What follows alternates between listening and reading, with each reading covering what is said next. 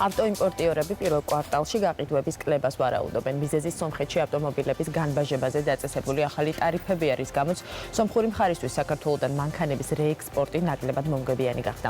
კავკასიის ავტოიმპორტში წლის კრიზისული დასაწყისის მიუხედავად მოლოდინები პოზიტიური აქვთ. მათი ინფორმაციით შესაძლოა საქართველოში შეძენილი ავტომობილების რეექსპორტი ყაზახეთმა და ყირგიზეთმა განახორციელონ, რაც ავტომობილების გაყიდვებს საგრძნობლად გაზრდის. სომხეთის ჩამონაცვლებლად უკრაინის ბაზარს განიხილავენ საავტომობილო საკითხებზე მომუშავე ექსპერტები. ამის მიუხედავად ჯორჯიაში ამბობენ, რომ მთავრობის ეკონომიკურმა გუნდმა სომხურ მხარესთან მოლაპარაკებები უნდა დაიწყოს, რათა ბაზრის შენარჩუნება მოხდეს. ცნობისთვის 2019 წლის განმავლობაში საქართველოს უმსხვილესი საექსპორტო პროდუქტი მსუბუქი ავტომობილები იყო. გასული წლის განმავლობაში ექსპორტირებული ავტომობილების ღირებულება $680 მილიონ აღემატება.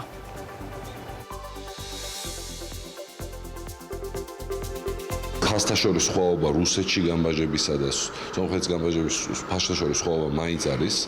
თან საკმაოდ სოლიდური თანხა არის და ჩვენ ვთვლით, რომ მიუხედავად იმისა, რომ არ გაგრძელდეს კიდევ ის კანონი, რაც მოქმედებდა ამ ბოლო წლების განმავლობაში და რამაც გამოიწვია რეექსპორტის მონაცემების ზრდა სომხეთის მიმართულებით, რომც არ გაგრძელდეს, ბაზარი ნელ-ნელა სომხეთის ბაზარს გულისხმობ გამოვა სტრესისგან, რომელიც კანონის ცვლილებისგან გამომდინარეობდა და დაიწყება დინამიური ზრდა. სახელმწიფოს შეუძლია პირისპირ ესაუბროს მეორე სახელმწიფოს და მოახდინოს შეთანხმება ვაჭრობის სტანდარტებზე, რომელიც არ ეწინააღმდეგება სოფლიო ეკონომიკური დღის წესრიგის პოლიტიკას. ეს შესაძლებელია სომხეთთანაც. რა თქმა უნდა, ბაზარის შენარჩუნება, თუმცა ძალიან მძიმე და რთულ პირობებში, იმიტომ რომ კონკურენციის გაწევა უკვე იქნება ძალიან რთული რუსეთში წარმოებული სატრანსპორტო საშუალებებთან მიმართებაში. მესტიაში ეკონომიკური განვითარების სოციალური და არაკომერციული პროექტების მხარდასაჭერად საგრანტო პროექტი იწყება. პროგრამა ევროკავშირის, ავსტრიისა და PMC კვლევითი ცენტრის პარტნიორობით განხორციელდება. პროექტის ავტორთა განმარტებით მიზანი ადგილობრივი ეკონომიკის კონკურენტუნარიანობის გაზრდა, ბუნებრივი რესურსების გეგმაზომიერი გამოყენება და მოწყვლადი ჯგუფების ეკონომიკურ და საზოგადოებრივ საქმიანობაში ჩართვა. პროექტი ადგილობრივი განვითარების ჯგუფის შექმნას და გაძლიერებას, ასევე ადგილობრივი განვითარების სტრატეგიის ნაწილობრივ დაფინანსებას გულისხმობს, რომელიც ევროკავშირში დანერგილი ეგრეთ წოდებული ლიდერ მიდგომის გამოყენებით განხორციელდება. საპროექტო იდეის განაცხადის წარდგენის ბოლოვა და 15 მარტია. შატოს ტიპის კომპლექსის მშენებლობა ასკანაში დასკვნით ეტაპზეა. კატევ ჯგუფის შატო ასკანა პირველ სტუმრებს ზაფხულისთვის მიიღებს. წელსვე შატოში იგეგმება პირველი რთველის ჩაბარებაც. კატევ ჯგუფის გენერალური დირექტორი ზურაბ ჩხაიძის ინფორმაციით ადგილობრივი მევენახეობის ყურძენს შატო ყველაზე მაღალ ფასში ჩაიბარებს. ძირითადი აქცენტი გაკეთდება ისეთ გურულ ჯიშებზე, როგორიც არის ჩხავერი, ჯანი და საკმიელა. კატევში ამბობენ, რომ პროექტი, რომელიც განხორციელებასაც დაახლოებით 8 მილიონამდე ლარი ჭირდება, რეგიონში ტურიზმსა და მასთან დაკავშირებულ პროფესიებსა და მიმართულებებს განავითარებს. პროექტის სრულად ამუშავების შემდეგ შატო ასკანაში ათეულობით ადამიანი დასაქმდება. შემოდგომაზე რთველს ჩვენ მივიღებთ აუცილებლად გურულ ჯიშებით, დავტვირთავთ და გადავამუშავებთ ამ ყურძენს. საბოლოო ჯამში მივიღეთ ის პროდუქტი, რაც შეიძლება იყოს მიმზიდველი. ასე რომ ეს ხელს შეუწყობს როგორც პირდაპირ დასაქმებულ ადამიანებს, ასევე არაპირდაპირ მიმმულ პირდაპირ აი ამ ჩვენ საქმიანობას. ვინაიდან ვიმეორებ, ეს არის ტურისტული მიმართულება, ეს არის ღვინის გზა და ეს არის გურული მევენახეობა, მეღვინეობის ერთ-ერთი მხარდამჭერი პროექტი და განვითარების დასაწყისი ვფიქრობ. ნათია თურნავა საქართველოს ენერგეტიკის კვირეულს დღეს ოფიციალურად გახსნეს. ენერგეტიკის კვირეული 2020 საერთაშორისო საინვესტიციო ფორუმია. მასში მონაწილეობას 15-ზე მეტი ქვეყნიდან მოწვეული 300 სტუმარი მიიღებს. დელეგატებს შორის ფრანგი, ესპანელი და ნორვეგიელი სპეციალისტებიც იქნებიან. ღონისძიება კომპანია ინვესტი ნეტვორკის ორგანიზებით გაიმართება. კვირეულის გახსნის ღონისძიებაში ასევე მონაწილეობას მიიღებენ ევროპის რეკონსტრუქციისა და განვითარების ბანკის რეგიონული დირექტორი კავკასიაში და ევროპის საინვესტიციო ბანკის რეგიონული წარმომადგენლობის ხელმძღვანელი სამხრეთ კავკასიაში.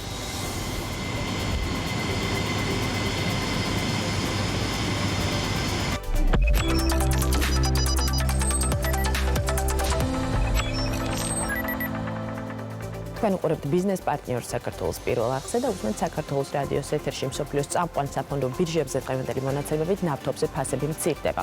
ამ მდგომარეობით ბრენდის მარკის ნავთობის ფასი $-ითა და 40 ცენტით შემცირდა და ბარელზე $59 და 29 ცენტი შეადგინა. მაშინ როცა პარასკევს მისი ფასი $60 და 79 ცენტი იყო. კლება ფიქსირდება VTI-ის მარკის ნავთობზეც, რომელზეც ფასმა $1 და 31 ცენტი შეადგინა და ბარელზე $42 და 98 ცენტამდე იკლო. ნავთობზე ფასის კლებას დარგის ექსპერტები კორონავირუსის შესახებ ახალი ინფორმაციის გავრცელებას და მასთან დაკავშირებულ შოკებს უკავშირებენ. ვანო მთვრალაშვილი, ნავთობპროდუქტების იმპორტიორთა კავშირის თავმჯდომარე გვერდდება პირდაპირ ეთერში. მოგესალმებით. დილამშვიდობის. მადლობა მოგზაურობისთვის. პირველ რიგში დარგის ექსპერტების შეფასება კი ვიცით, მაგრამ თქვენ განაცრომ მოვისმინეთ, თქვენი აზრით აქვს თუ არა რაიმე გავლენა, თქვა კორონავირუსიდან გამომდინარე შოკებს ნავთობის ფასზე და ეს კლების ტენდენცია იყო თუ კონკრეტულად ამ ფაქტმა განაპირობა ესეც რომ. კიდევ ერთხელ მოგესალმებით, მივესალმებით თქვენ მაყურებელს. თქვენ სწორედ აღნიშნეთ, მიმდინარე ეტაპზე ფასების კლება და მნიშვნელოვანი კლება და აქვე თუ სტატისტიკური მონაცემებით ვიჩვენებთ, ეს არის გასული წლის ოქტომბრის იდენტური მაჩვენებლები ნავთობის ფასის დაკავშირებულია სწორედ კორონავირუსთან, კორონავირუსის შესაძლო გავრცელებასთან. მიმდინარე ეტაპზე ეს არის ალბათ უფრო ფსიქოლოგიური ფაქტორი, თუმცა შესაძლებელია ეს გადაიზარდოს ასევე კონკრეტულ ესე ვთქვათ, კონკრეტულ ფაქტორებთან დაკავშირებიდან გამომდინარეც, იქიდან გამომდინარე, რომ მიმდინარე ეტაპზე მაგალითად ვთქვათ, გარდა იმისა, რომ ნავთობზე ფასები კლებულობს, საფონდო ინდექსები ვარდება აზიაში და აქვე მინდა გითხრათ, რომ ჩინური ახალი წელი, რომელიც თუ არ ვცდები 2 დღის უკვე უნდა დამდგარიყო, კონკრეტული შედეგების ასახვაც მოხდა ჩინურ ეკონომიკაზე კორონავირუსთან გამომდინარე, იმიტომ რომ ტურიზმის სტატისტიკური მაჩვენებელი შემცირდა სადღაც 27%-ით, გარდა ამისა საერთაშორისო სავაჭრო ურთიერთობები მცირდება და თუ ჩვენ მიმსჯელებთ კონკრეტულად ნავთობის ფასთან დაკავშირებით, ეს დაკავშირებული იქნება იმასთან დაკავშირებით, რომ შესაძლებელია გლობალური მოთხოვნა ნავთობზე შემცირდეს, იქიდან გამომდინარე, რომ თუ კორონავირუსის ესე ვთქვათ, უფრო რთული ფორმით განივრცო რაღაცა ფორმით ესე ვთქვათ, მოდერნულ დრამატულ ვითარებაში რომ გადავალთ, ეს ყველა ვარიანტში გამოიწვევს იმას, რომ საერთაშორისო რეისების განხორციელება შემცირდება, ანუ ნავთობზე მოთხოვნილების შემცირების სადღაც 60-70%-ს ვარაუდობენ, ეს იქნება ავიასაწვავის შემცირების ხარჯზე, ანუ ესე ვთქვათ, ბრენები შემცირდება და სადღაც მიახლოებით კონკრეტული ციფრიცაა ნავარადებული, ეს არის 300,000 ბარელი, რომელიც შეიძლება დღეში აი მოცულობით მოხმარება შემცირდეს. ეს თქმა უნდა, ზოგადად ამ ვირუსის შესაძლო გავრცელება ეს მსოფლიო ეკონომიკის მნიშვნელოვან შეფერხებასაც გამოიწვევს და თავისთავად აი ეს ფაქტორები, თქვა ამ ფაქტორების ერთობლიობა, ანუ შესაძლო ფაქტორების ერთობლიობამ განაპირობა ის, რომ მიუხედავად იმისა, რომ თქვა ლივიაში ნავთობის მოპოვება შემცირდა, ეს მნიშვნელოვანი ფაქტორია ყოველთვის იმქიდან გამომდინარე, რომ მან შესაძლოა ფასების მატება გამოიწვიოს, მიუხედავად ამისა, რომ თქვა ასევე რომ ახლო აღმოსავლეთში კრიზისული ვითარება, ჩვენ ვაგვირდებით, რომ ნავთობზე ფასები მნიშვნელოვნად კლებულობს. ყოველ შემთხვევაში მინდა გითხრათ, რომ ჯერჯერობით მიმდინარე ეტაპზე, თქვა პროგნოზიც იმ მიმართულებით, რომ ნავთობის შედარებით დაბალი ფასი იქნება, ამის სასარგებლოდ არის, ყოველ შემთხვევაში არის მოლოდინი, რომ $60-ზე ნაკლები იქნება, ყოველ შემთხვევაში ალბათ შესაძლო მოვლენების განვითარება დამოკიდებული იქნება ალბათ კორონავირუსის, ესე ვთქვათ, შემდგომ გაფართოების ან მის შემცირების, ესე ვთქვათ, პერსპექტივაზე. რაც შეეხება საქართველოს, რა გავლენა ექნება ამას საქართველოზე, უფრო კარგად რომ აუხსნათ მაყურებელს ამ მსმენელს და გარდა ამისა, ეს გამოიწვევს თუ არა, ვთქვათ, ნავთობპროდუქტების გაიაფებას საქართველოში და რა ვადის პერსპექტივაში შეიძლება გამოიწვიოს მომხმარებლამდე, როდის მივა. რაც შეეხება მის შესაძლო გავლენას ჩვენ ბაზარზე, ხო, სხვათა შორის არაორდინარულად დაიწყო მიმდინარე წელი, მოგესალმებით, ვთქვათ, წლის დასაწყისისთვის სადღაც ეს იყო ირანის გარშემო შექმნილი ვითარება და ვითარება, რომელიც ომის სცენარით ვითარდებოდა და ჩვენ დასაბედნიეროდ ესე ვთქვათ, ომი არ შედგა, ამან გამოიწვია ის, რომ შესაძლო ნავთობზე მაღალი ფასების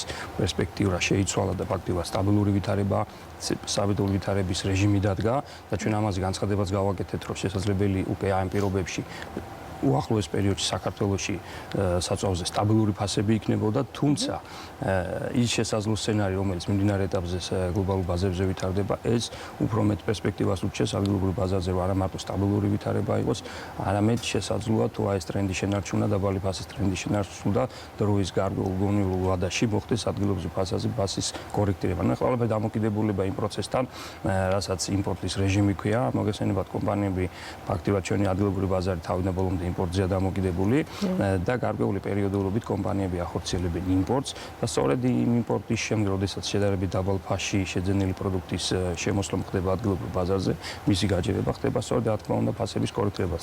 რა თქმა უნდა ლარმა სტაბილურობა უნდა შეინარჩუნოს და ყოველ შემთხვევაში მიმდინარე ეტაპზე ის ფასები, რომელიც გლობალურ ბაზრებზე ფიქსირდება და მინდა გითხრათ, რომ ამის გამოძახილი თქვა საერთაშორისო ფასებში ასახვა, ანუ ტრენდი პლაცის ფასების მიხედვით აქაც მნიშვნელოვანი კლებები ფიქსირდება და თავისთავად ეს პროცესი ყოველ შემთხვევაში კონკრეტულ საწვავის ფასზე ვისაუბრებთ, ეს რა თქმა უნდა დადებითი მოლოდინების იმედს ქმნის, თუმცა მინდა გითხრათ, რომ ზოგადად ეს პროცესი, ჩვენ არ ვსაუბრობთ აქ ხო, ეს არის საკმაოდ მნიშვნელოვანი პრობლემა მსოფლიო ესე ვთქვათ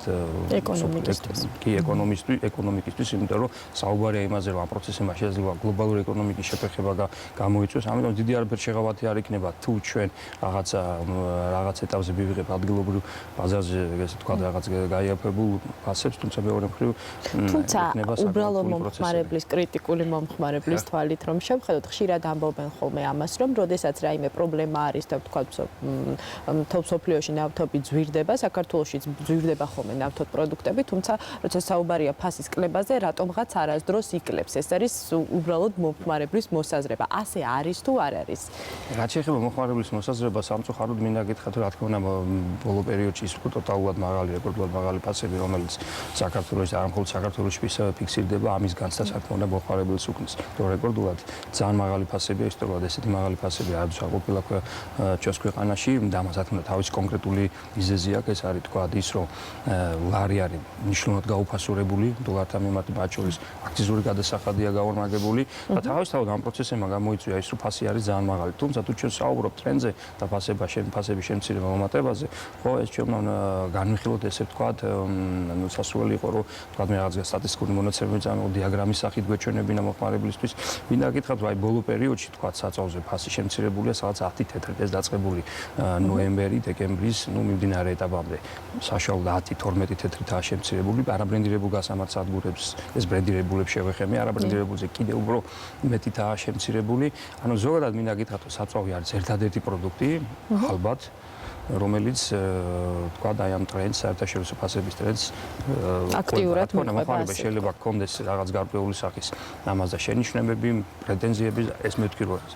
რა თქმა უნდა, ლოგიკურია, რომ სოფლიოში მსგავსი სახის ქცევები აქნების მიერ მომხმარებს, მათ შორის შეერთებულ შტატებშიც, ევროკავშირის ქვეყნებშიც, თუმცა მეორე არის ოფიციალური სტატისტიკური მონაცემები, ის მონაცემები, რომელსაც კომპანიები ყვებიან და თავისთავად ამერწმუნეთ, ეხლა დღეს თუ ვისმეს ინტერესი შედის ფასის შემცირება, კომპანიის ინტერესი, იმიტომ რომ შტაბალე ფასი კომპანიებზე მინდა გითხოთ, ბოლოს ვინაიდან ჩვენი დრო იწურება, აუცილებლად უნდა შევეხოთ ამ თემას. 2018 წლის მონაცემები გამოქვეყნდა, სადაც ასახული იყო, რომ გარკვეულმა ნავთობიმპორტიორმა კომპანიებმა საკმაოდ მსხვილმა წელი ზარალით დაასრულეს. ხომ არ იცით 2019 წელს როგორი იყო ეს ტენდენცია? მაშინ მიზეზი ძირითადი იყო სწორედ ვალუტის გაუფასურება. 2019 წელს შენარჩუნდა თუ არა ეს ტენდენცია და მიგვარდა თუ არა გარკვეულწილად? 2019 წლის მონაცემები იქნება ცოტა მოგვიანები, თუმცა მინდა გითხრათ, ეს სწორედ აღნიშნეთ ერთი კომპონენტი ვალუტის გაცვლითი კურსი დოლარი ლართან მიმართებაში და როდესაც აიშჩეს სწორედ ფასების ცვლილებაზე საუბრობ და ფასების ასახვაზე საცალო ქსელში, ხო?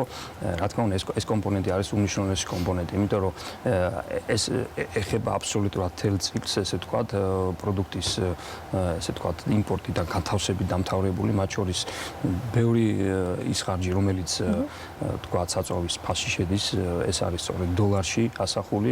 რა თქმა უნდა, როცა ლარი არის ესეთი არასტაბილური და თქვენ ჩვენ იმ პერიოდებში და ბოლო პერიოდში ვხედავთ, რომ ფაქტიურად ის მნიშვნელოვან გაუფასურებას ახდენს, რა თქმა უნდა, ეს პირდაპირ გავლენას ახდენს კომპანიებზე.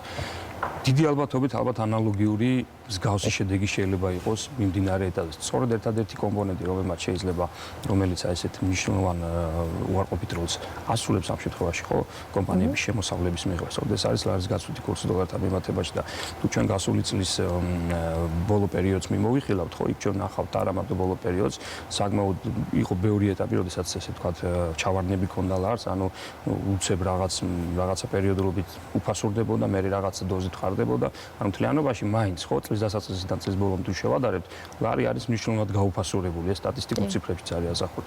აქედან გამომდინარე, რა თქმა უნდა, მოლოდინი, პოზიტიური მოლოდინი იმის, რომ ვთქვათ, ვითარება და სიტუაცია იქნება გაცილებით უკეთესობისკენ შეცვლილი, არა, თუმცა ალბათ სასურველი, ხო, ალბათ სასურველია, რომ საბოლოო შედეგებს დავუყურებთ.